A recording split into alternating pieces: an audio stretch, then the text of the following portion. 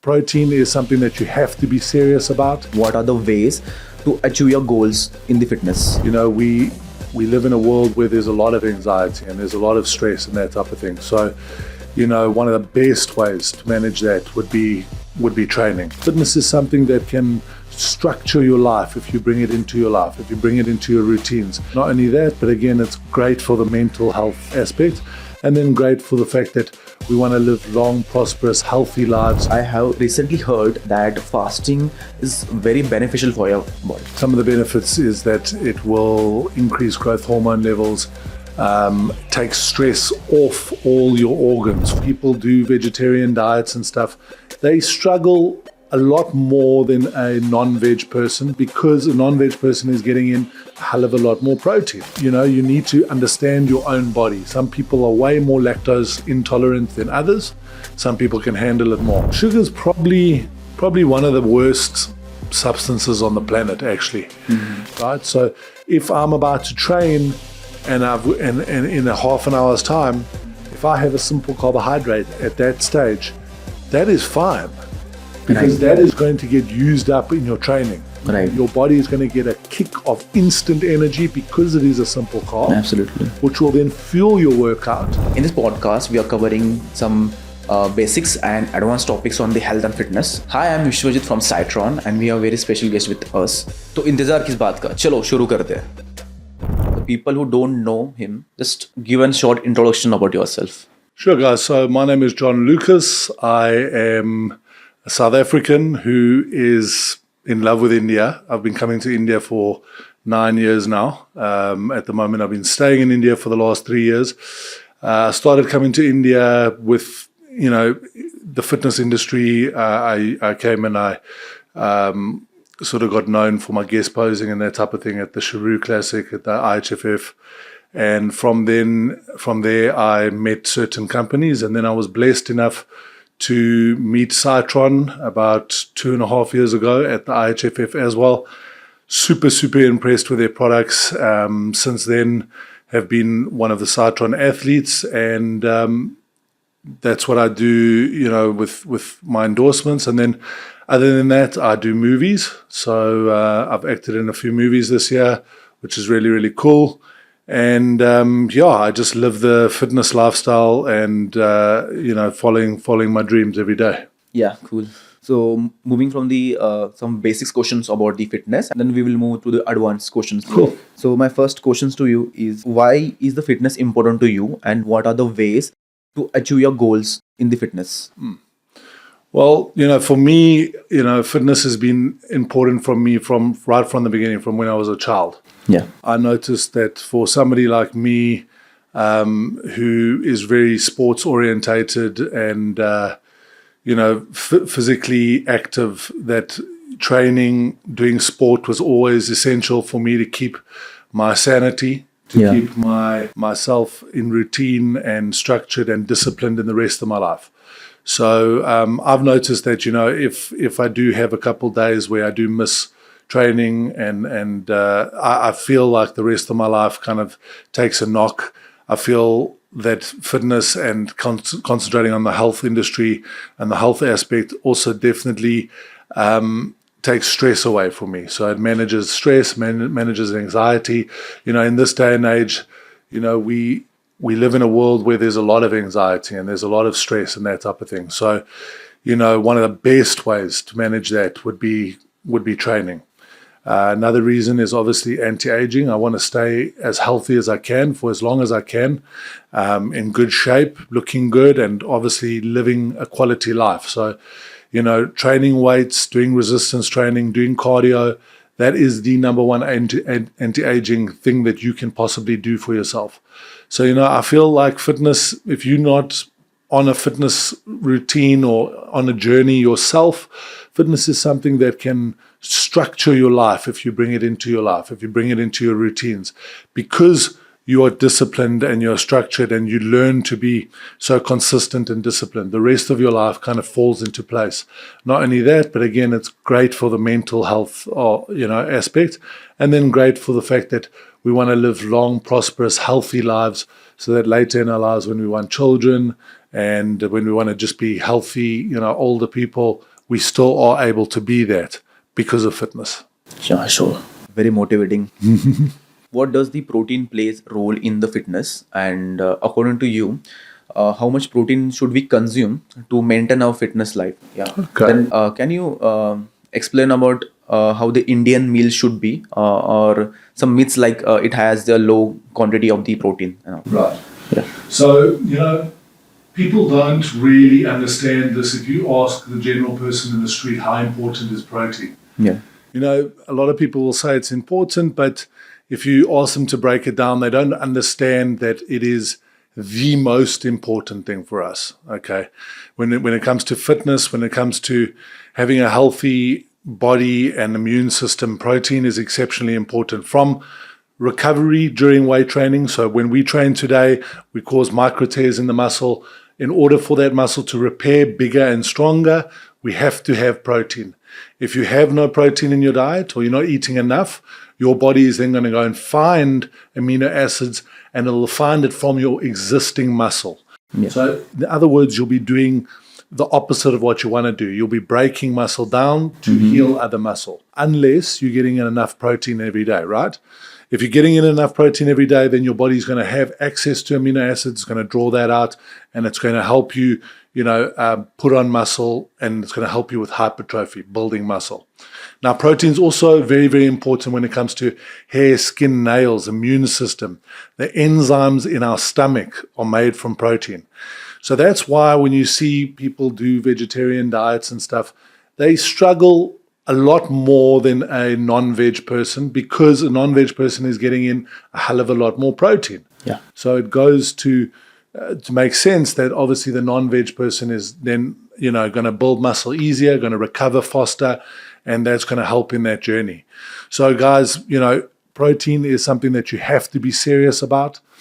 When we're looking at the amount of protein that we need every day, there is a reading where it says 0.8 grams of protein per kilogram body mass. Yeah. Now, that is a reading that I've heard for many, many years, actually, and it is right. But in my opinion, it's more for a maintenance phase type of protein content there, right? So if you're taking in 0.8 grams per kilogram body mass and you're training really, really hard, and you're happy with the physique and the muscle that you have, you are going to maintain that muscle, you're going to recover, and you're going to be just fine. But it's not going to be enough protein for your body to go, hey, let me put on some extra muscle here. If we're looking to put on muscle mass, which is so tough, guys, it's not only tough for guys, it's even more tough for girls. We got to look at around about 2 grams per kilogram body mass. 2 grams per kilogram body mass would be my minimum that I would aim for on a daily, day-to-day basis. Myself personally, because this is my industry, because I'm training 6 days a week, because I'm pushing really hard in the gym, I take my protein up to 3 to 4 grams per kilogram body mass even. Now, like I said, this is because I am a professional and I've been doing this for a long time, and that's what my body needs because of the stress that I'm giving it. But if you guys are new beginners and new to the gym, and you recently started your fitness journey, my suggestion would be 2 grams per kilogram body mass. So if you're 100 kilograms, 200 grams of protein a day, and you've got to break that down into your solid foods and into your supplements. Now, when we look at the typical Indian diet, the typical Indian diet is very carbohydrate rich and very fat rich. Okay, when we're looking at chapati and ghee and these types of things, even dal, they have a lot of oils and fats and simple carbohydrates in. So these carbohydrates that you're getting from chapati, for instance, it's not a carbohydrate that is going to give you energy for a sustained period of time. It's a carbohydrate that's going to spike your insulin levels and then drop them again. And remember, when we spike insulin and when the insulin drops and when we hit the blood sugar low, on the spike and on the low is when our body wants to store body fat. So if you're looking at a typical Indian diet and you're eating chapati often, you're getting those spikes often during the day. So it would be a much better idea to replace chapati, for instance, with a nice jasmine rice or basmati rice or even a normal rice would be better than chapati, okay? Obviously, in India, we don't have as many choices of proteins, but I would definitely suggest that, you still eat your solid proteins like your chicken breasts, and then you know how to cook them. Again, very important, guys. If we're going in, we're taking a chicken breast and we're deep frying it in sunflower oil. We're taking a lean piece of meat and we're putting it in fat. And we're putting it in fat that's going to obviously make us fatter. So we have to know how to cook them, either air fry it or grill it, or even cook it or fry it in coconut oil. Okay? So if an Indian diet followed more along the lines of eating for results rather than eating for pleasure, because food is exceptionally important in India and it's a huge part of the Indian lifestyle. Families sit together and they eat together and they break bread together. This is a major part of socializing and of being close. But if you guys are looking for results, you have to have a different mindset. You have to eat for results rather than eating for pleasure. And then you can always sit down with your family and eat a nice cheat meal once a week if you wanted to eat that pleasurable meal. The rest of the time, sit down with the family and eat your clean meals.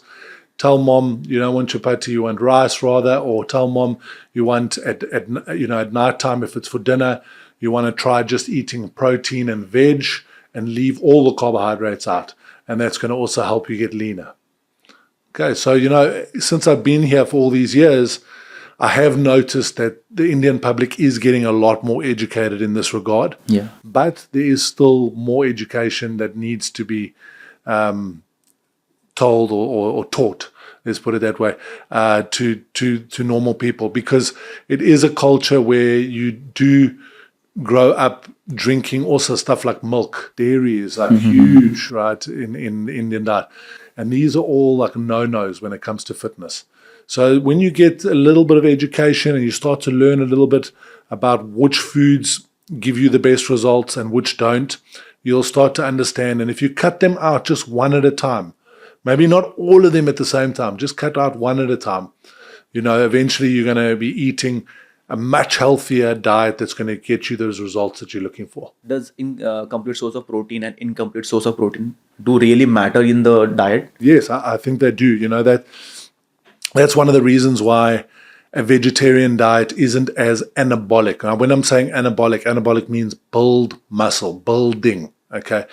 So in a vegetarian diet, even if you had to still get in the amount of protein per kilogram body mass, because the amino chains of the protein of the vegetables aren't complete amino chains, they're not as anabolic as a meat source. Okay, or as a whey protein, which comes from dairy, obviously.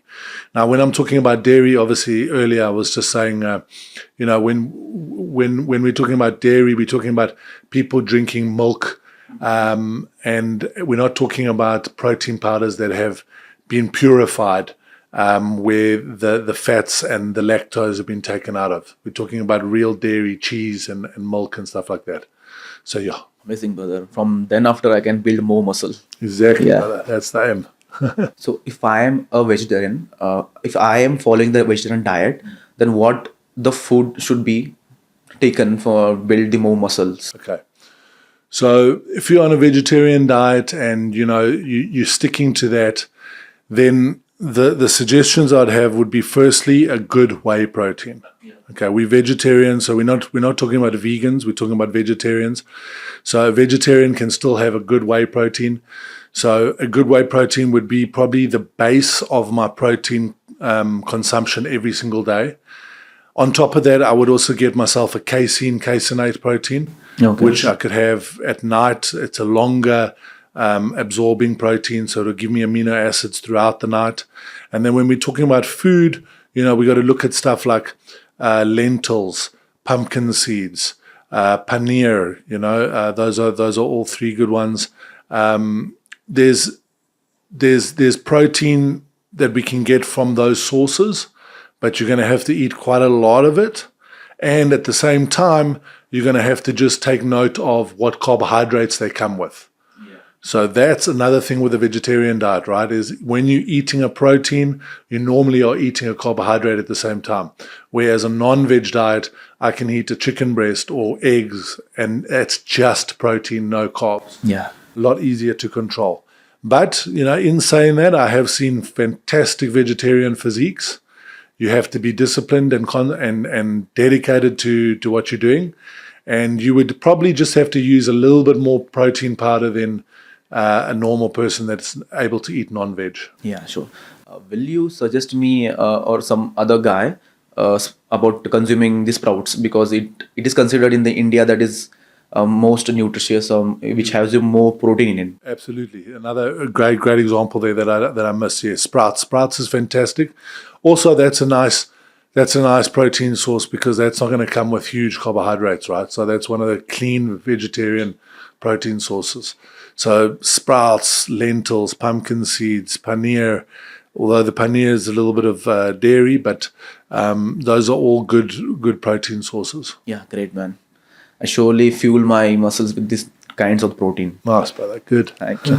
So my next question is, there is a lot of protein available in the market, like isolate, like concentrate, like hydrolyzed, and various others. So according to you, what is the best protein that can fuel my muscles to grow them at extreme levels? Okay. So there are different whey proteins, like you've just mentioned, concentrate, hydrolyze, isolate. These mostly have to do with the purification process that the protein goes through. So firstly, I would look at your budget. Okay. Yeah. Firstly, I would look if you're a beginner and you have, you're a young guy and you have a limited budget, then I would suggest a protein like a whey protein concentrate. Okay, this is a protein that is still very good quality. It's still going to help you recover from training, but it does have a little bit of lactose in it, and it might have really a little bit of carbohydrates in it.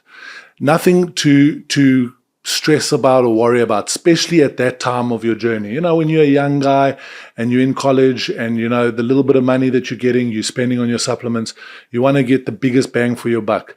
So we're going to go for a whey protein concentrate over there. So like a good advanced whey. Okay. If, when you start getting a little bit more serious and when now you a little bit further in your journey, your budget's a little bit better, you're earning a little bit of money, and now you're looking to take your body to the next level, we want to start to cut out some of those impurities that are in the concentrate by using something like a whey protein isolate. This will also allow us to absorb the protein a lot better. It will, if you're a person that struggles with bloating after having a protein shake from lactose, then you would look at a protein like a whey protein isolate and a whey protein hydrolyzed. Okay. From the isolate to the hydrolyzed, we're going through even one more step of purification. So that would be another consideration you would take, is how do I absorb the protein that I'm taking in? Because remember, guys, your digestive system is your second brain. It is extremely important how we actually absorb the nutrients that we're taking in. If we're not absorbing them properly and we're getting bloated and it's causing discomfort, and then it's affecting our meals that are coming up, like affecting our hunger, affecting the fact that we can't get all our meals in, then it's going to affect the results at the end of the day. So, you need to understand your own body. Some people are way more lactose intolerant than others. Some people can handle it more. And then the last factor that I'd look at is, what are you aiming for? Are you aiming to stand in a photo shoot in a few weeks' time, or are you aiming to stand on stage in a few weeks' time?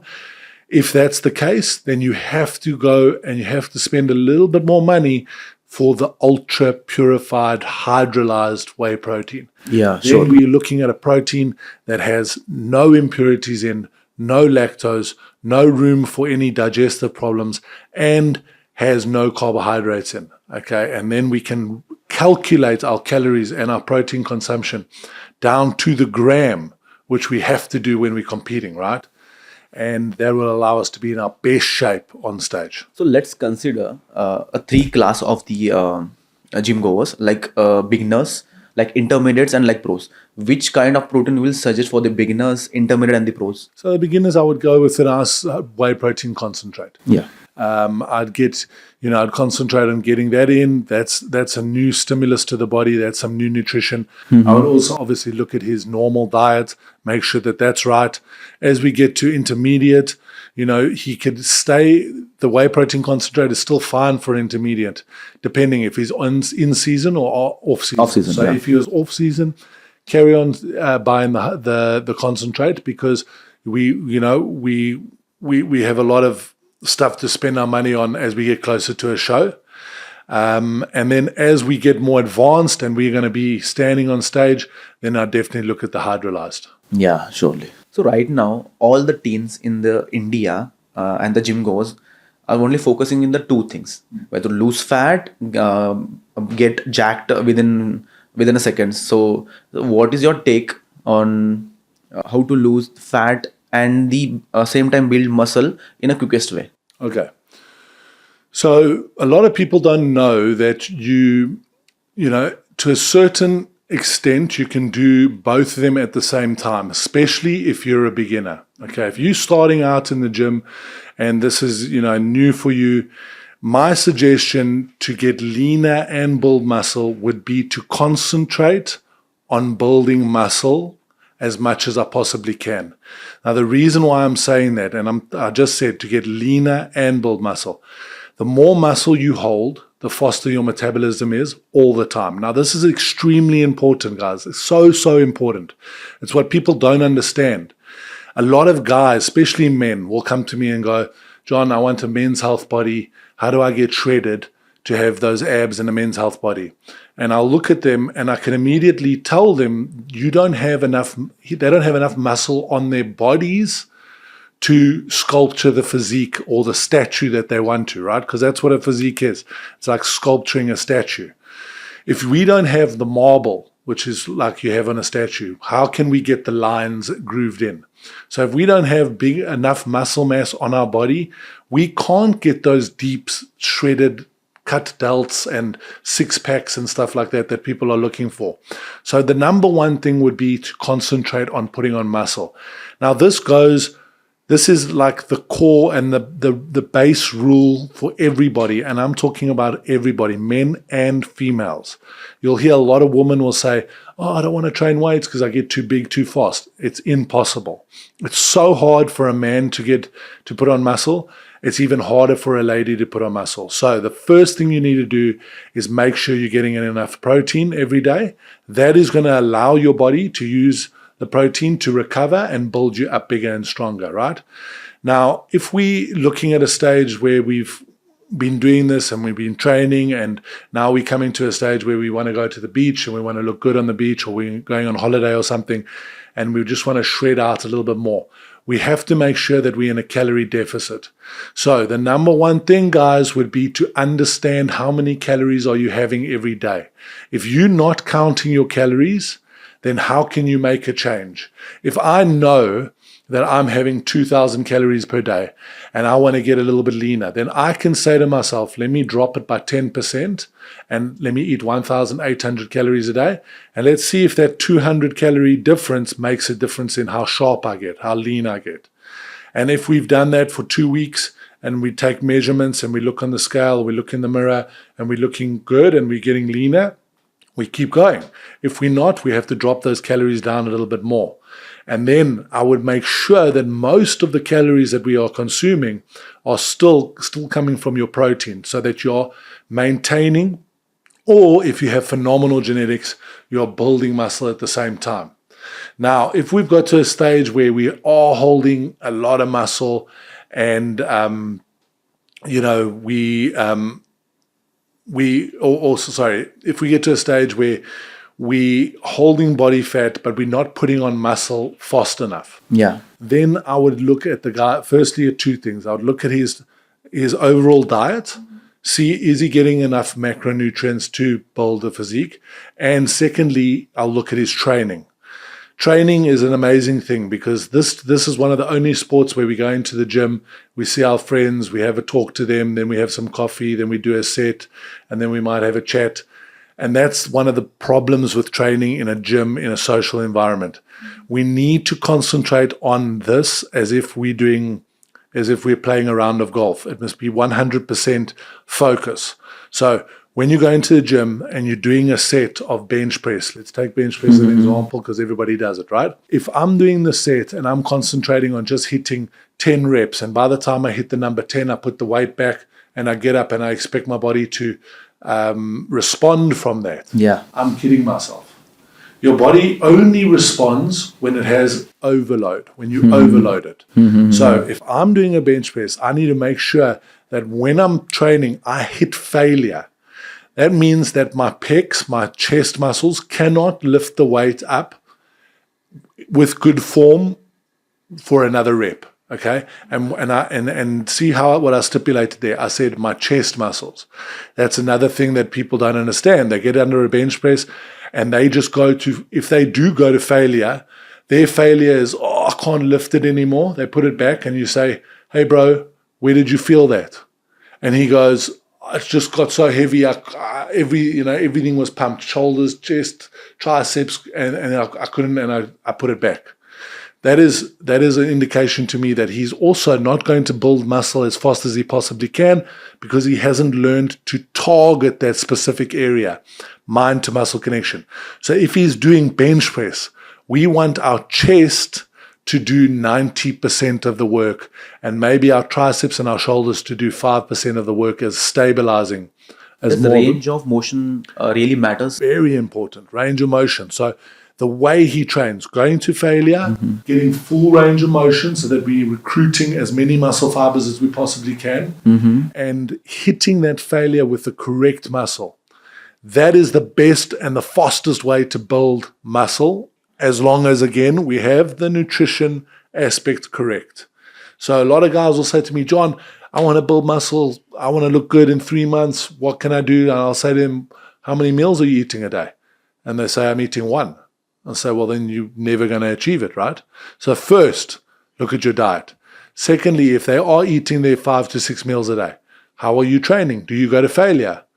Oh, but what is failure? And then you show them correct failure, and they're probably not. Because if you had to walk into a gym now and really look at people, how many of people actually go to real failure? Not a lot. So to build muscle, failure and proper diet. To get shredded, proper diet, and concentrate on holding as much lean body mass as possible. Make sure you're in a deficit when you want to get leaner. Those are the most important things when it comes to those two aspects. Yeah, that's the secret sauce to hold the big muscles like you. Yeah, I mean, I remember a story of a friend of mine who went to watch the Olympia, and Ronnie Coleman was still competing in those days. And he saw Ronnie in a restaurant a couple days out. Now, obviously, Ronnie was probably carb loading by then, up for the show. But the reason that he couldn't, my mate phoned me and he was like, bro, you can't believe how much food Ronnie's eating here. And some of it is not even clean. That's because he was already shredded, right? He just needed to fill the physique out. But I said to him, the reason why he can eat that amount of food is because of the muscle that he holds on his body. So in other words, the more muscle you hold, the more food you are going to be able to eat. And that even goes for cheat food. So the more cheat food you would be able to eat without it actually affecting your condition. Yeah. So muscle is the key when it comes to females, when it comes to a bikini athlete, all the way up to a bodybuilder. Muscle is key. If you don't have the muscle, you're not going to ever get that physique that you really, really, really want. Yeah. Can you just elaborate what is the clean eating source and the like they do the dirty bulking, like having the bad source of the protein? Yeah. There's a constant debate in the industry about good calories and bad calories, or clean food and bad and dirty food, right? So when you're in your off season, a lot of guys will not eat that clean. They will just be concentrating on putting on as much size as they possibly can, but with that will come a little bit of body fat. Now, I think that you do need to do a couple of those stages, especially early on in your bodybuilding or your fitness journey. If you are looking to put on some real size, you do have to have those times where your body fat is at around about 10 to 12%. Now, notice that I said 10 to 12%. I didn't say higher than that, because in the old days, guys used to get a lot fatter. All right, they used to get a lot fatter, and they used to be a lot harder for them to get into shape when it came into the in-season.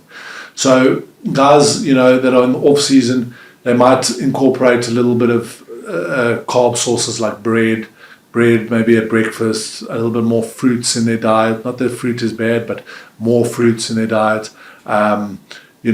They could have a little bit of chapati, they could have some sauces on their foods and that type of thing. When we're looking at getting clean eating, we're looking at choosing the best type of carbohydrates, and those are the carbohydrates that burn the slowest.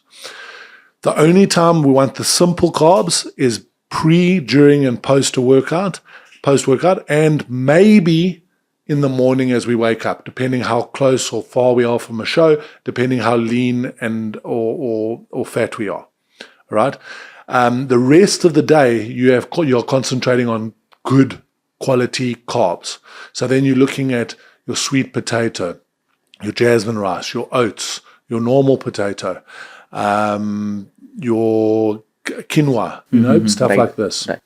And then, when we're talking about the bad quality carbs, that's when we're talking about any sugar, any sugary carb, any dessert, any sugary drink, and then carbohydrates that are normally are able to stay fresh standing outside because they have preservatives in, like bread, chapati, these types of things. Those are the carbs that are going to spike the insulin, like I mentioned earlier. So, it's about choosing the correct foods. Yeah. And it's also about choosing the timing of the foods. Right. So if I'm about to train and in a half an hour's time, if I have a simple carbohydrate at that stage, that is fine, because that is going to get used up in your training. Right. And your body is going to get a kick of instant energy because it is a simple carb. Absolutely. Which will then fuel your workout. So if you're having it then or you're having it post-workout, that's also fine, because post-workout, you want to replenish the carbohydrates that you've used so that we can train hard the next day again, right? Right. So again, carbohydrate timing, nutrition timing is also very important. So choose the right foods for the right times of the day. So the clean eating, the secret to lose fat and gain more muscle. Yes, it is, and also the clean eating and the timing of the clean eating. So you'll see, there are guys that still diet right up to a show, and for their post-workout carb, they might have a sugary cereal, which is not clean. Right. But because of the timing of that simple carb, they're fine. They're not going to store that as fat. So if you're looking to get lean, maximize being lean, you have to really understand nutrient timing. Yeah, surely. So John, right now in the Indian fitness industries, a lot of men are about to achieving the popping veins, like mere bhi wiring aa jaye bhai, kaise aa jayega. So what is the secret hack that you have applied to have that veiny? Okay, so there's a couple points to this question, guys. Firstly, you have to know that vascularity is a genetic thing. Yeah. Okay, so you're going to get certain guys that are more vascular than other guys. Genetically, that's the way you're born. That's the way it's always going to be. So number one, how vascular are you genetically? Now, you can always manipulate it by becoming more vascular, even if you're not the most vascular person in the world. If you lose enough body fat and you are lean enough, your veins will show. Maybe they won't be crazy if you're not genetically vascular, but they will show, right? And the leaner you get, the more veins will show around your body. So I know, for instance, with myself, if I'm dieting, I know when I get to a certain body fat, I suddenly start to see veins come up my abs. Right. But that only happens because I dropped some body fat. So the number one thing, guys, is you have to be lean in order to be vascular. So does body type matters, like Absolutely. mesomorphs, ectomorphs? Yes, absolutely. An endomorph, for instance, is not going to be as vascular as an ectomorph. That is just the way it is, right? Because an endomorph carries more body fat, right? So he might be vascular if he's shredded himself out for a show, but as soon as he goes back to his normal daily life, his veins will probably start to go away. Whereas a pure ectomorph, you're probably going to be able to see his veins all year round. Okay. Now, how much his veins stick out will also depend on how much blood sugar he has at the moment, right? Right. So if he is a ectomorph, but he for some reason that day has missed some meals and he hasn't had very much carbohydrates in the day, even though he's lean, his veins might fall flat. Yeah. And then they might actually go away. So one way to get them back is to give your body sugar, and the other way to get that back is to use like arginine supplements that are going to help with vascularity. Right. Anything that you can find in a good pre-workout will help your vascularity, because that's what one of the things a pre-workout is supposed to do. A pre-workout is supposed to maximize the amount of blood flow that we get into a muscle. So if we can maximize the blood flow in that muscle, the veins will be full of blood and they will stick out much further, right? So what is your favorite supplement that helps you to increase the vascularity? I mean, the best one that I've used is Volcano Extreme from Citron. Yeah. I love that product. You will feel once you drink even the normal Volcano and the Volcano Extreme, both of them will give you a slight tingle on your skin. Not uncomfortable, but that tingle is actually the blood flow, all right? And it's niacin that is making the veins pop up a little bit more, and they're opening the veins, which is allowing more blood to go into the veins to help your pump. And remember, our blood is where we store or where we carry our nutrition, right?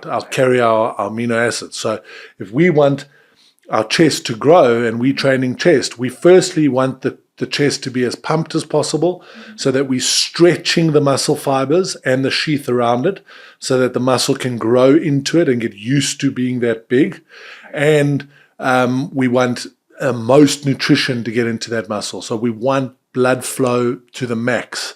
So that's when we look at a good pre-workout. So that's why you'll also see, in the fitness world, you'll see guys and ladies backstage before they're going to go on stage. You'll see them drinking a pre-workout.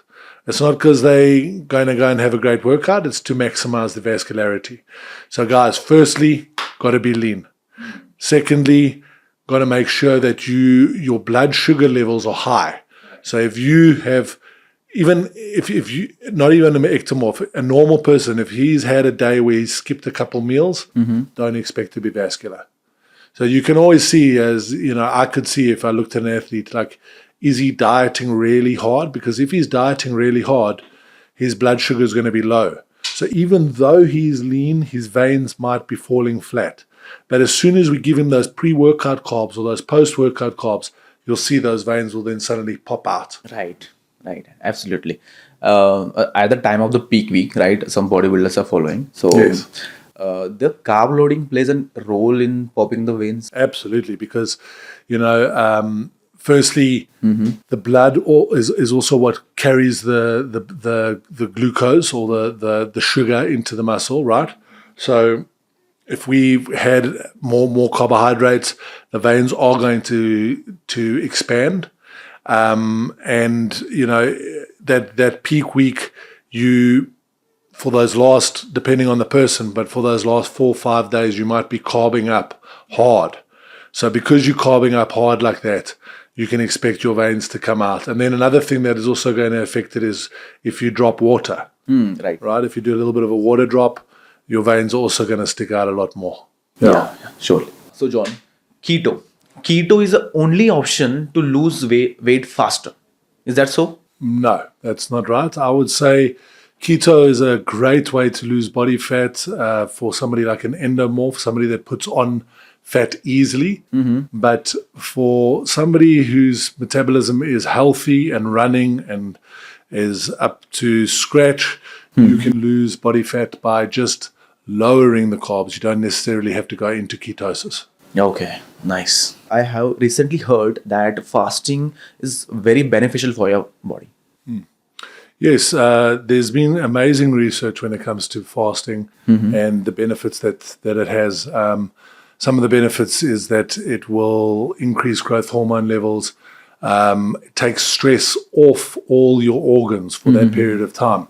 Especially if you are in the industry that we're in, if we're in bodybuilding and fitness and we're eating so regularly, by doing a little bit of a fast, you're actually giving your digestive system a break. So you actually are giving it a nice break for it to recover and for it to work at its best potential once you do start eating again. There are a whole bunch of other factors that are associated with fasting as well. The one point that I would stipulate here, though, is if you are in fitness and in bodybuilding, I wouldn't say fasting is something you would never do. I would just say that it would be something that you would do in a controlled manner and not very often. It might be done maybe once every 2 weeks, maybe once a month, something like that. It will detox the body by fasting. But we don't want to do it too much because obviously we are trying to feed our muscles, right? Right. And as soon as we do fast, we have to understand that our muscles will go catabolic slightly for that period of time. But that's okay because of all the other benefits that we get from it. Yeah, right. And the next question is, we all know the sugar is very bad for us, right? So how bad it really is? So sugar is probably one of the worst substances on the planet, actually. For many, many reasons. One of the reasons that is so prolific these days is the fact that the high sugar content that we have in our diets these days is causing a lot of type 2 diabetes. And diabetes is a terrible, terrible disease that a lot of people have these days. And that's generally, the type 2 is generally because of poor diet, because of the fact that they are having too many sugary items in their diet, whether that be the sugar that's in bread or sugar from desserts or from sweets or cold drinks, it doesn't matter. Another thing that is very interesting with sugar is that they've actually proven that it is highly addictive. Yeah. Highly addictive.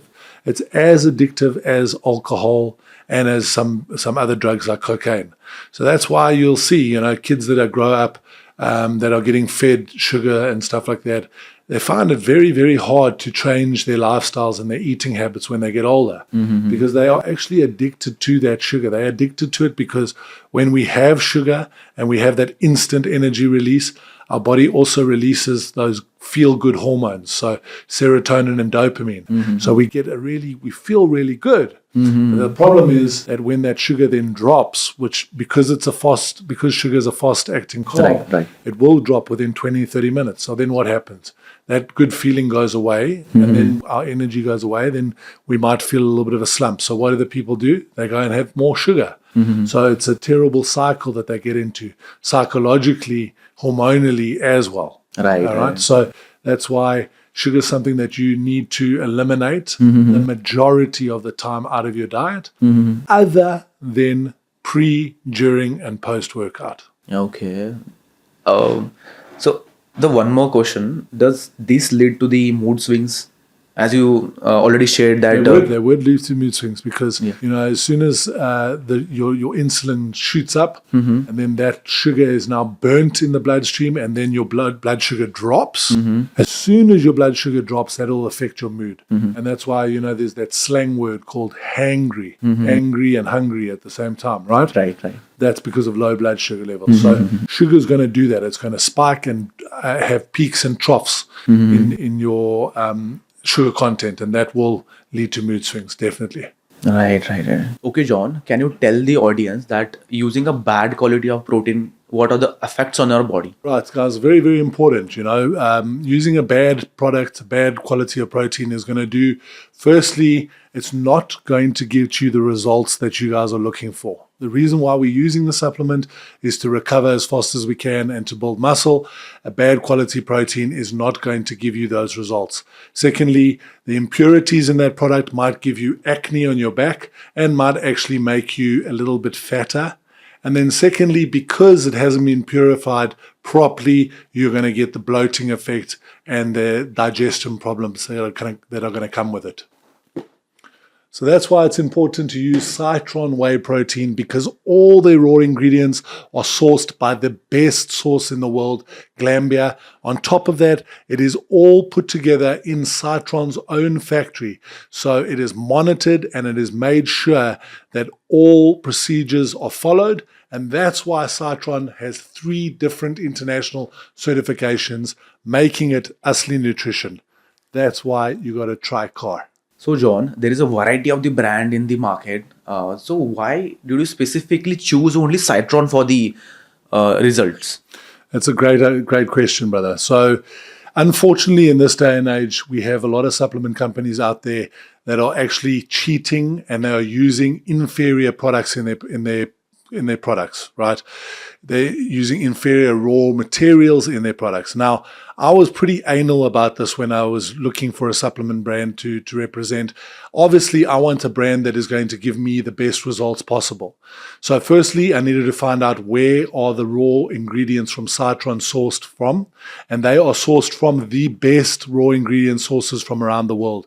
The whey protein even comes from Glambia Nutraceuticals, which is a phenomenal company. Now, that was a huge plus in me choosing Citron. Then I found out that they have their own factory and that they've been in the market for a long time. They have huge expertise behind them. On top of that all, they have justified their products with getting 3 international certifications. Now, these certifications aren't easy to get, guys. These are hard certifications that take a lot of testing and a lot of quality control in order to actually qualify to get them. And then once you've actually got them, that shows you that we are at the pinnacle and the best supplements on the market. So that's why Citron is Asli Nutrition, and that's why we can say that with confidence. And that's why I use Citron. Let's start with the rapid fire round. If one supplement you have to choose for your entire life or rest of the life, what would be? Protein. Okay. Apart from the protein? Fish oils. Okay. What is your favorite Indian meal to go with the cheat meal? Butter chicken. Oh, nice. What is your favorite Indian street food? Like pani puri, shev puri, vada pav, like. Definitely pani puri. It's mine favorite too. What is your favorite supplement to increase the testosterone? It should be natural, na? I would say to increase testosterone naturally, boron. Sorry? Boron. Okay. So what one supplement is considered as underrated and underdog? Glutamine for sure. Okay. So what one advice you will give for the gym goers to maximize their muscle growth? Get your nutrition on point. Yeah. Train 3 to 4 times a week. Mm-hmm. Get enough sleep and train to failure. Yeah, right, sure, man. So in rapid fire round, you mentioned about the boron. Yes. Can you elaborate how boron helps to increase the testosterone? Right. So a lot of people don't know this, but you get total test and then you get free test. So you get 2 test readings in your body if you do blood results or blood tests, right? Total test is the total amount of testosterone in your bloodstream, obviously, and free test is the total amount of active testosterone. So your body only uses free testosterone. Now, you can do a blood result test where you have a great total test number, but when you look at your free test, you'll see that maybe the conversion from total test to free test isn't very good. If you take 12 milligrams of boron 5 hours or before you go to sleep, doesn't have to be 5 hours, that will increase and help your body convert total test to free test. That will in turn give you much better results with your training. Okay, then what is your take on the zinc? Because zinc is considered as a lot much better than the boron. I think so. Well, I wouldn't say it's better. ZMA in the form of ZMA, so zinc, magnesium, aspartate, you would take at night as well, and you could take that with your boron. That is also going to increase your test levels, but that will increase your total test levels. Okay, so one will increase total test, and one will increase free test. Free test is the one that we really have to concentrate on and make sure that that is high enough. Okay, surely I'll switch from the zinc to boron. Yeah, we'll use them both. Right. So, John, let's burst some myths. Okay. So, my first myth is carbs make you fatter. Yeah, that is definitely a myth. Okay, because a few reasons here, guys. You get different quality carbs, right? So you get the simple carbs and you get complex carbs. And you also have the factor that it depends on what state the person's body is that we're talking about, right? If he has a genetic makeup where he has a very fast metabolism, which we call ectomorph, then carbohydrates are not going to make him fat. Right. In fact, he is going to have a lot more carbohydrates in his diet just to get through the day and feel normal. If your metabolism is at a healthy level, so if a bodybuilder has been training and he's been eating regularly, consistently, and he's got his metabolism up because he also holds a lot of muscle, carbohydrates are not going to make him fat. They're going to fuel his body, fuel his recovery. Carbs will make you fat when we have an excess, when they turn into an excess calories at the end of the day. So if we're using 2,000 calories, but then we have an extra bit of carbs and we take that to 2,300, then those 300 excess calories that are coming from the carbs are going to make you fat. And then also, like I mentioned just in the beginning, the difference in the quality of carbs, simple and complex. If we have more simple carbs throughout our day, we have the tendency to put on more body fat. But if we concentrate on having more complex carbs throughout the day, then our bodies will remain leaner. Okay. So the next question, the next myth is fat burners are the magic pill to lose weight faster. Yeah, so I think everybody hopes that this is not a myth, but it is a myth. Fat burners, they do work, but they work in a different way to what people think they do, right? Firstly, because of the name, because it says fat burner, people actually think that taking those capsules or tablets are going to go into your body, find fat and burn it. And it doesn't work like that. What a good fat burner does is it makes you burn about 10 to 20% more calories at the end of the day than you normally would. So if that 10 to 20% then puts you into a calorie deficit, then you will lose body fat. But if I'm eating 2,500 calories and then I'm only burning 2,000 calories, and then I take a fat burner and it gives me 20%, that only gives me 2,400 calories. I still have 100 calories excess. So then I won't burn any body fat, regardless of the fact that I'm taking a good fat burner. So it's important to still understand that your diet is very important when taking fat burners. Okay. ऐसा कोई magic pill नहीं भाई, मेहनत करो हो जाएगा. So the next myth is fit teas and the detox products really help to lose the belly fat. So is that so? That's a myth. That's for sure a myth. Firstly, guys, you cannot choose where you want to lose body fat on your body. And I think this is something that people really, really don't understand. In fact, the other day I put a poll up on my social media and I asked this question. 75% of people still thought that it was possible to burn body fat in a designated area on their body by either taking some supplement or by training that area. There is no such thing as spot training. Your body puts on body fat and loses body fat according to your genetic makeup. So for me, for my individual self over here, when I'm looking at where do I put on body fat first and where do I lose body fat first, I normally lose body fat first on my legs and my midsection, and I put on body fat on my back first. So where would be the last place for me to lose? My back. My back will always be the last. So normally the place that you are really wanting to lose, so some guys, they want a six-pack and they have maybe a little bit of a tummy. So they do so many crunches and sit-ups, and then they take the teas and they drink this and they drink that, and they're wanting to lose the body fat only on their tummy. But suddenly their legs are getting leaner, but they keep looking at their tummy and nothing happens with their tummy, right? They take measurements and the stomach still stays the same. But they're not understanding that if they had to have taken measurements of their legs or their arms or taken the caliper reading on their back, that might have gotten leaner. But only once that's gotten to a certain extent, then your body will then look for more body fat to lose, which will then be in your stomach. So it's according to your genetic makeup. Okay. और जाओ भैया चाय P के workout करने. Okay. So the next myth is consuming protein can lead to the kidney problems. So I've heard this also. I've heard this a lot. And, it's because people, protein obviously gets pushed through the kidneys and purified by the kidneys. I would say only if you have an existing predetermined condition with your kidneys, and then you consumed a high level of protein, would it then put pressure on your kidneys? If you are normal and are in good health, drinking or eating as much protein as you want would not be bad for you. It would just help you recover, help your hair, skin, and nails, help your immunity, as long as, again, also you're drinking enough water. Okay. Thank you, John, for joining this incredible and informative session. I'm sure that a lot of audience have learned a lot from you and this session. Absolute pleasure, brother. Any questions that you have in your mind, please comment down below and we will address it in the next podcast with John. Thank you. Thank you, gents. Thank you, guys. My brother. Thank you. Thank you.